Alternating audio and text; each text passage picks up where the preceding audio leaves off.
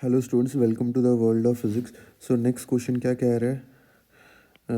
Next question हमें बता रहा है कि the refractive indices of three media are given below. A, the value of A is 1.6, value of A is 1.6, value of B is 1.8 and value of C is 1.5।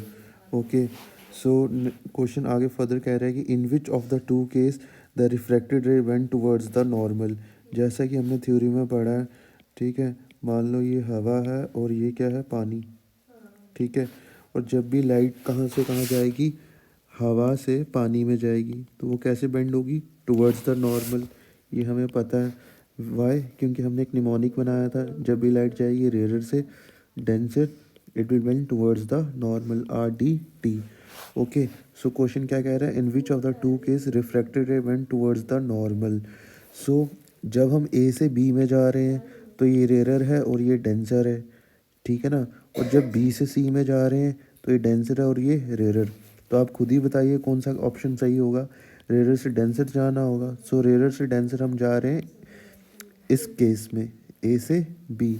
So first question का हमारा right answer होगा from A to B, from A to B.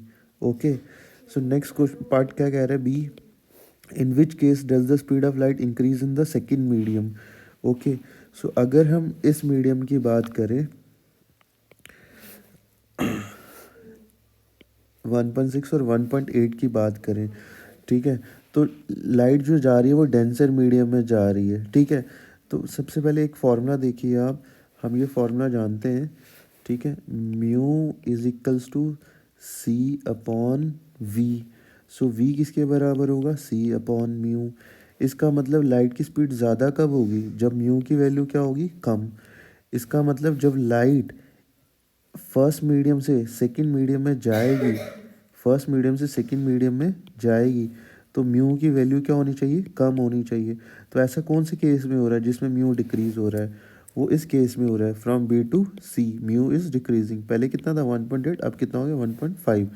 सो हमारा answer क्या आएगा, in which case does the speed of light increase in the second medium.